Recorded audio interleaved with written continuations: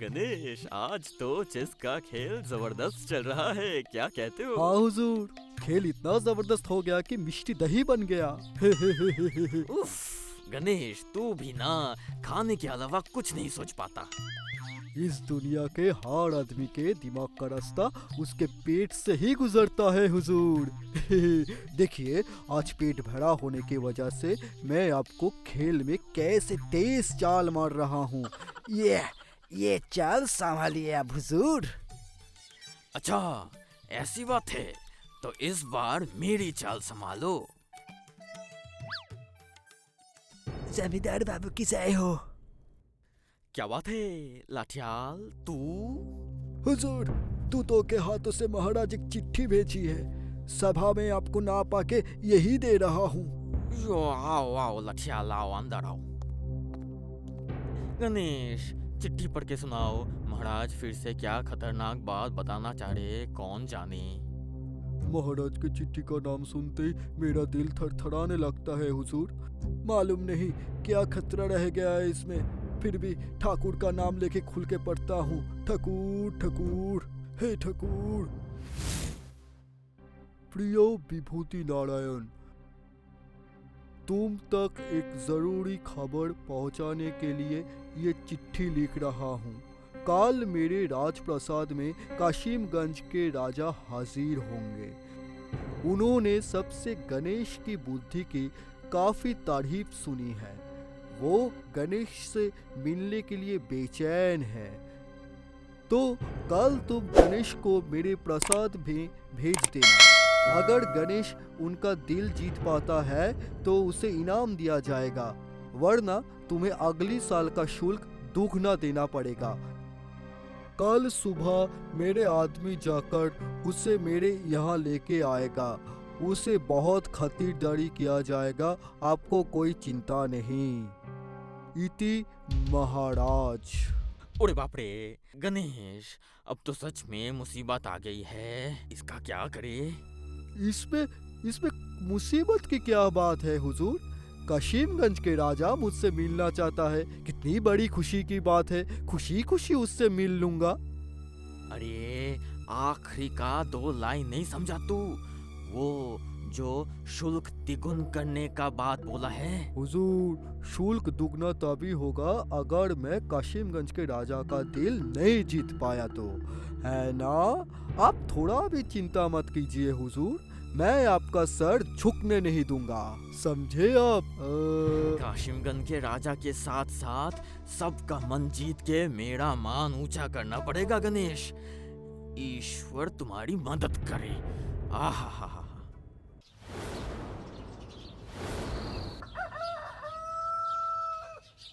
महाराज के हुक्म के मुताबिक गणेश निकला काशिमगंज के राजा का दिल जीतने और जमींदार विभूति नारायण की इज्जत बचाने के लिए। प्रणाम महाराज। आओ गणेश, तुम्हारा इंतजार ही कर रहा था। आपने मुझे इतनी इज्जत से बुलाया है, मुझे तो आना ही पड़ता हुजूर। उस चिट्ठी में तो मेरा भी प्यार था गणेश। वो तो चिट्ठी पढ़ के ही मुझे समझ आ गया था उजीर साहब, आप तो इतनी इज्जत से 2 पाँव से गले लगा देते हो क्या? कह रहा हूँ हुजूर, काशिमगंज के महाराज से मुलाकात कहाँ होगा? कहाँ है वो?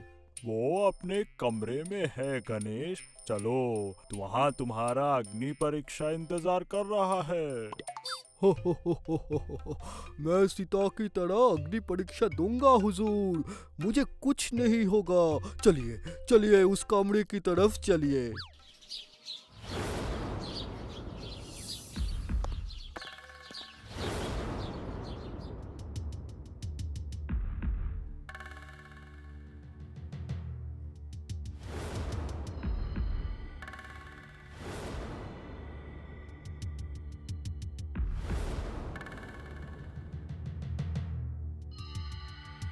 ये लो गणेश, पहचान करवा देता हूँ तुम्हारे साथ। ये लोग हैं काशिमगंज के राजा। इतने सारे राजा और सब एक ही जैसे लग रहे हैं, चेहरे से लेके कपड़े, धोती, जूता, सब कुछ एक जैसा। यही तो तुम्हारी अग्नि परीक्षा है गणेश। तुम्हें इनमें से असली काशिमगंज के महाराज को पहचानना पड़ेगा, समझे तुम? हैं? ये तो बहुत जटिल है। क्या गणेश, डर लग रहा है क्या? हार जाओगे इसीलिए? दिमाग खराब नहीं होने दूंगा। जो कुछ मेरे दिमाग में चल रहा है वो उजीर और महाराज को समझ नहीं आने दूंगा। अरे वो सब बाद में होगा उजीर साहब, पहले आप बताओ यहाँ गर्मी कैसी है? हाँ बताइए। ओ बाप रे, यहाँ तो बहुत जबरदस्त गर्मी है, सांस लेना भी मुश्किल हो रहा है।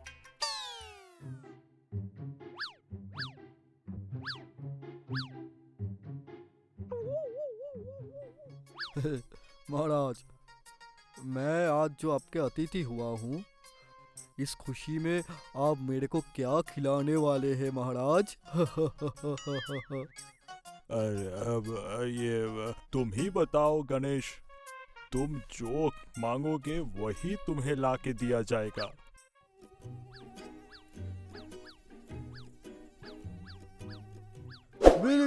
मिल गया हुजूर, आपके सवाल का जवाब मिल गया।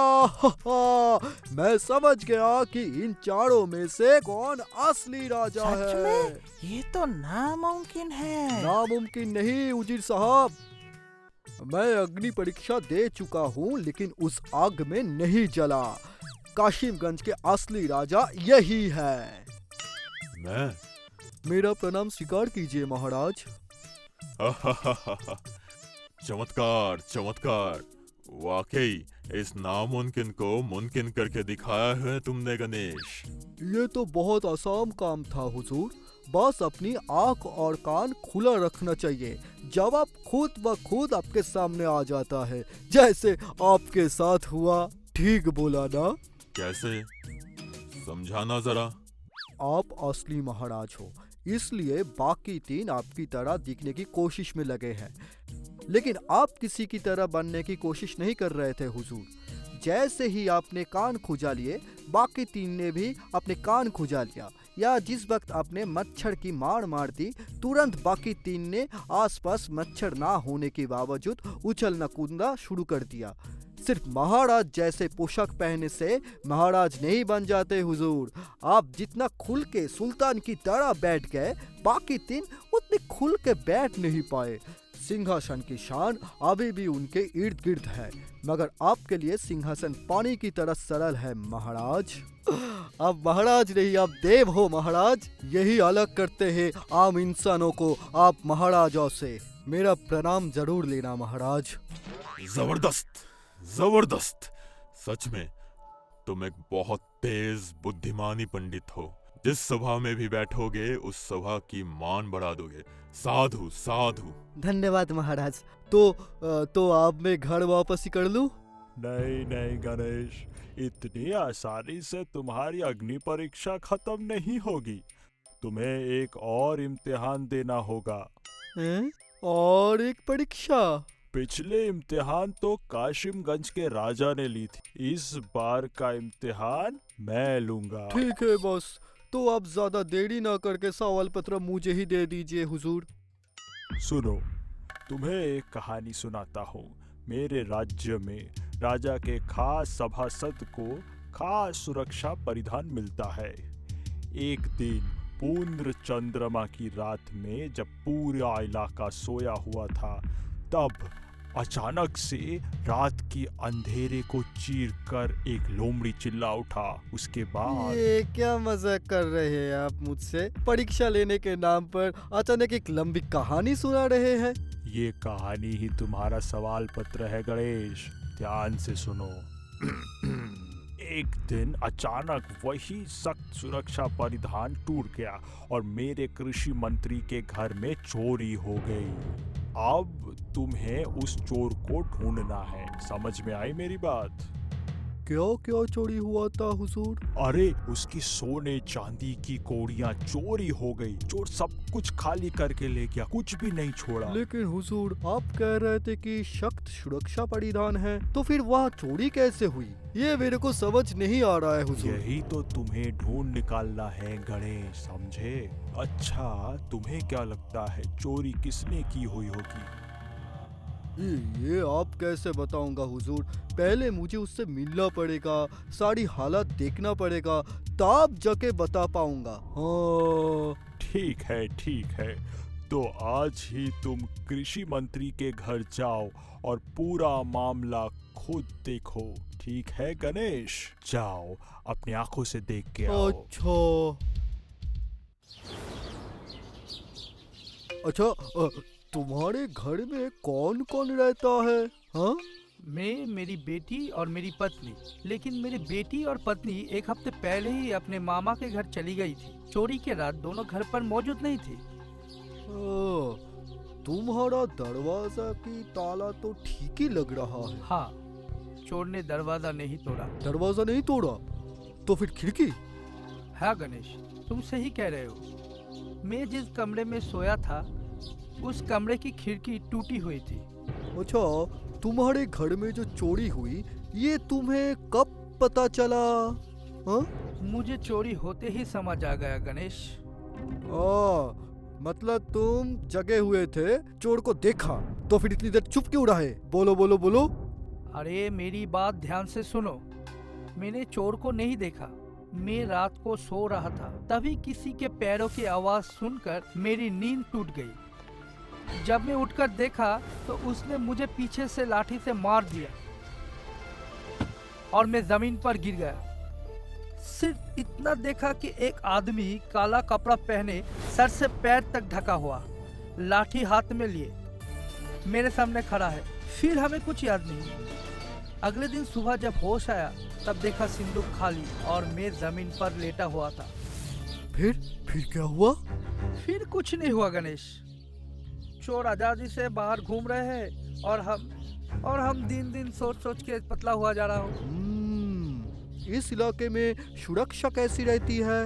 बहुत सख्त सुरक्षा है। यह गांव के लोगों के अलावा किसी को भी अंदर आने की इजाजत नहीं है। समझे गणेश? यही बात है। ऐसा है क्या? हा हा हा, तो समझ लो चोर पकड़ा जा चुका है। मतलब? वही मैं आज शाम को महाराज के सामने बता दूंगा। हुजूर, कृषि मंत्री जो इलाके में रहता है वहाँ आम आदमी का आना मना है। मतलब चोर कोई खास आदमी ही होगा। मुझे हुजूर महाराज के सारे खास आदमियों का परीक्षा लेना होगा। आदेश कीजिए हुजूर। तुम्हारी हिम्मत कैसे हुई गणेश? तुम महाराज के खास आदमी पर इल्जाम लगाओ। हम लोग गरीब है क्या जो चोरी करेंगे? हम लोगों के पास काफी संपत्ति है। हम लोग कोई परीक्षा नहीं देंगे। सुनो शिक्षा मंत्री, गुस्सा दिखाने से कोई फायदा नहीं होगा। हम कोई कानून से ऊपर नहीं है। हम लोगों में किसी का सारा सामान चोरी हो गया, इसीलिए हम सबको इम्तिहान देना होगा। मैं भी दूंगा, मुझे कोई छूट नहीं मिलेगी। समझे तुम? बोलो गणेश, क्या इम्तिहान देना होगा हमें? हुजूर, मेरे पास एक खास मंत्रपूत तिलक है। थोड़ा बाद में मैं आपको वो दिखा दूंगा। वो सिर्फ तिलक नहीं, माँ भवतारिणी मंदिर की तिलक है। जय माँ भवतारिणी। तुम लगता है चोरी की बात से भटक गए हो गणेश। चोरी की बात पर वापस आ जाओ गणेश अभी। अरे हुजूर, इस तिलक से ही असली चोर पकड़ा जा सकता है। क्या क्या कैसे? सुनिए हुजूर, मैं वो मंत्रपूत तिलक निकलकर एक जगह रख दूंगा। एक एक करके सभी सभासद उस तिलक के पास आएंगे, एक एक करके अपने माथे पे तिलक करेंगे और फिर अपनी जगह वापस चले जाएंगे। जो चोरी की है उसके माथे का तिलक गायब हो जाएगा, लेकिन जो चोरी नहीं की है उसके माथे का तिलक रह जाएगा। जय माँ भवतारिणी। इससे काम होगा? अरे आप मन में इतना संकोच मत रखिए हुजूर। कुछ दिन पहले हमारे गांव में रघु डकैत को मैंने पकड़ा था इसी तिलक के कारण। अरे बाप रे, रघु चोर? वो तो बहुत बड़ा चोर है। इसका मतलब इस तिलक में बहुत क्षमता है। नहीं नहीं महाराज, ये गणेश की किया धरा है। अगर ये सब किए धरा ही लगता है मेरा, तो आपको परीक्षा देने में क्या तकलीफ है? डर? मुझे क्यों डर लगेगा? मैं चोर हूँ क्या? जो चाहे वो बोल दोगे।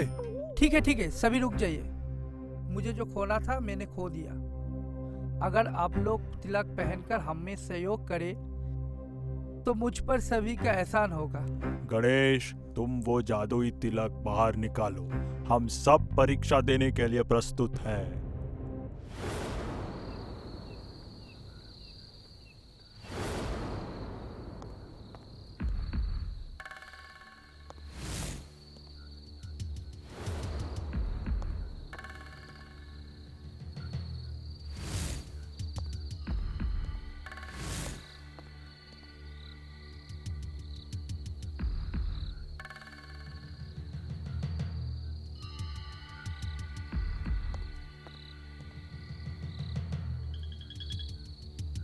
ओ गणेश, अब तुम परीक्षा का परिणाम बताओ।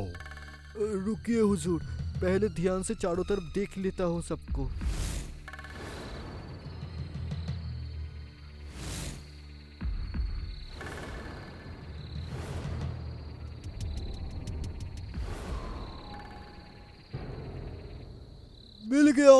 मिल गया हुजूर, चोर मिल गया।